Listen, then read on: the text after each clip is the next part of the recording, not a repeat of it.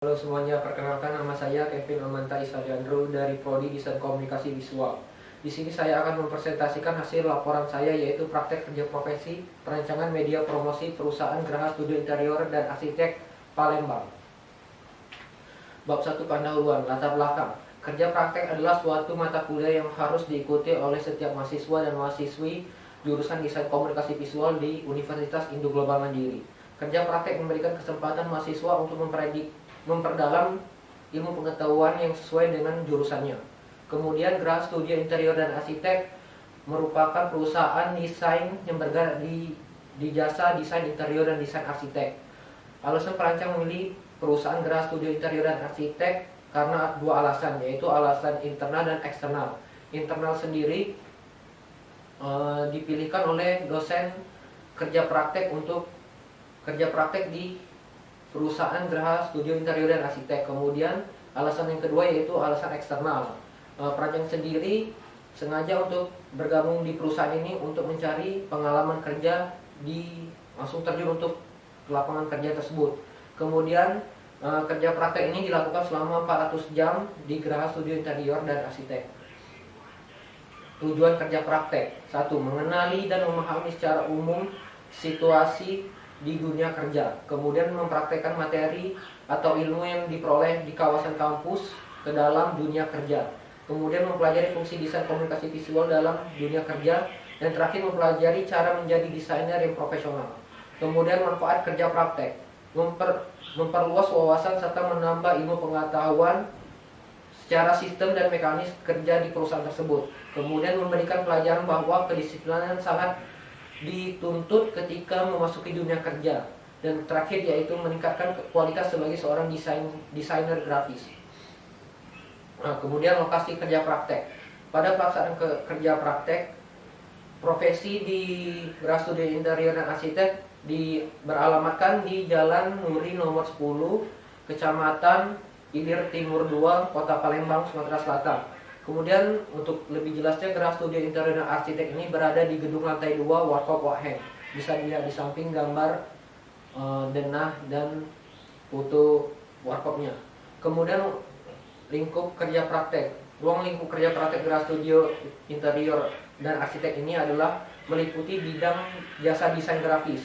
Kemudian pada bagian perancangan media komunikasi visual, di mana perancangan juga ambil bagian dalam memberikan ide-ide seputar layout dan gagasan yang akan diterapkan kepada desain yang akan dibuat nanti. Kemudian jangka waktu kerja. Perancang sendiri bekerja praktek di Geraha Studio Interior dan Arsitek di Jalan Nuri tersebut. Tanggal pelaksanaannya itu mulai dari 21 Maret hingga 26 Juni 2020. Kemudian kerja prakteknya sendiri itu dilakukan dari hari Senin sampai hari Sabtu mulai pukul 8 pagi hingga 5 sore. Kemudian bab 2, tinjauan perusahaan. Sejarah singkat perusahaan yaitu Geraha Studio Interior dan Arsitek ini didirikan pada tahun 2000 oleh sang owner yaitu Pak Denny Suhendra bersama rekan-rekan kuliahnya. Kemudian pada tahun 2001 mulailah Geraha Studio Interior dan Arsitek berkembang dan bergerak di jasa desain interior sampai sekarang. Kemudian bisa dilihat di gambar di samping yaitu logo dari Geraha Studio. Logo di samping merupakan logo Geraha Studio dan Interior dan Arsitek yang melambangkan kuningnya itu yang melambangkan atap dan bertulisan Geraha Studio.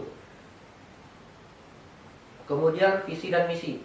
Visinya itu menjadikan Geraha Studio Interior dan Arsitek menjadi perusahaan yang dapat memberikan solusi tentang jasa desain interior dan arsitek.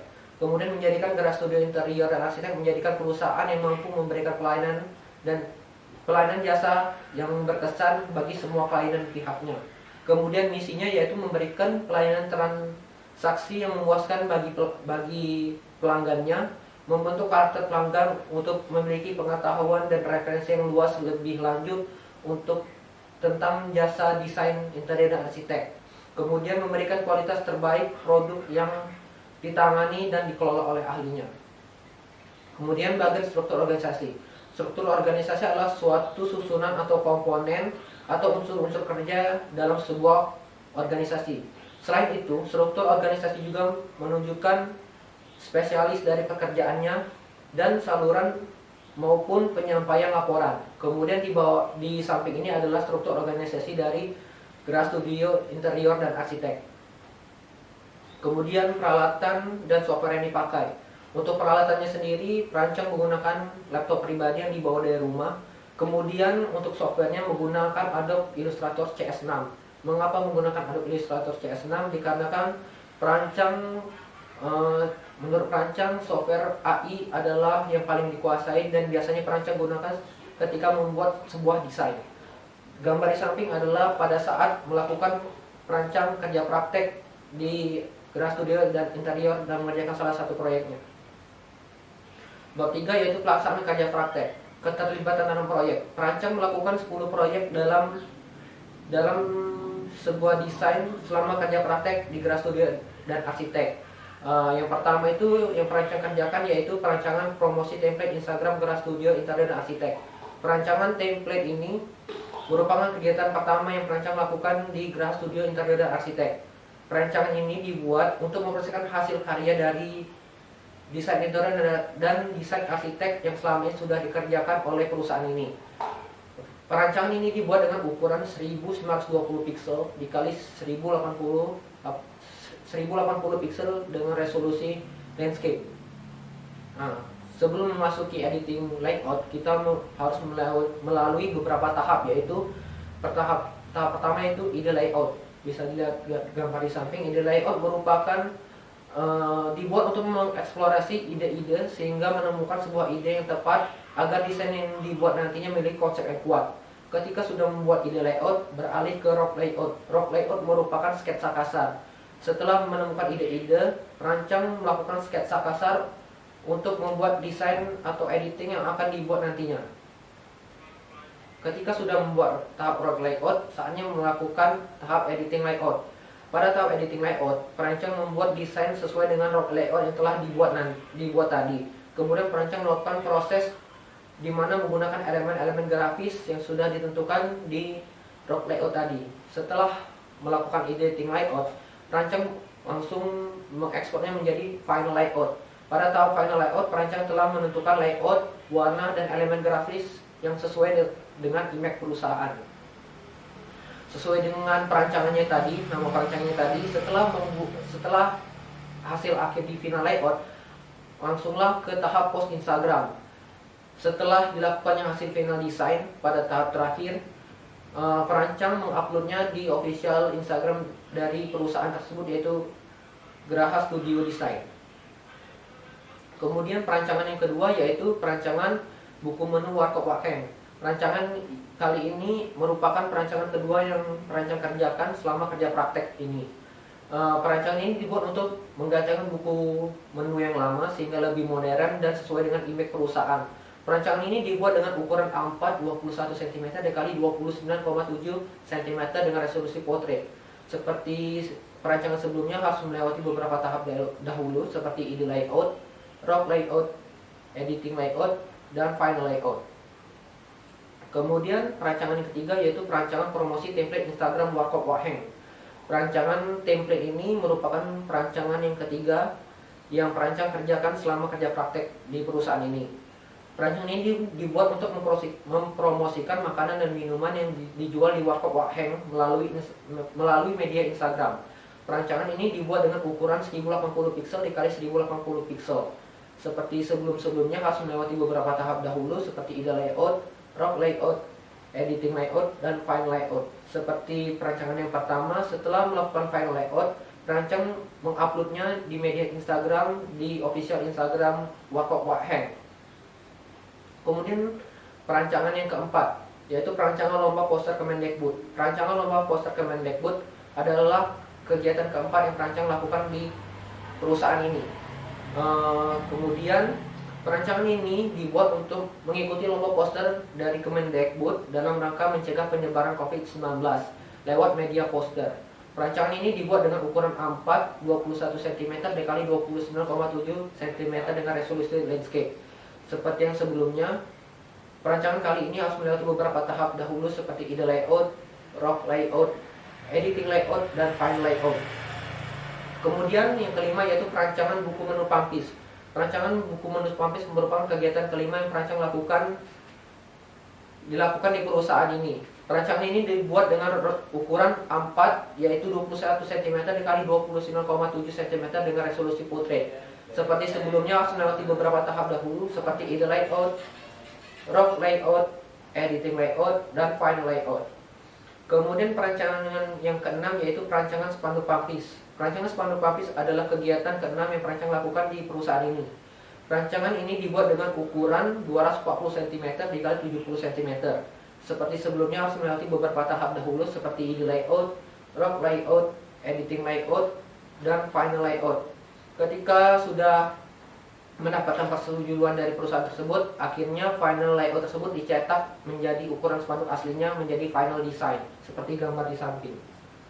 Kemudian perancangan yang ketujuh adalah perancangan logo galeri retro. Perancangan logo galeri retro adalah perancangan yang ketujuh yang perancang kerjakan selama kerja praktek di sini.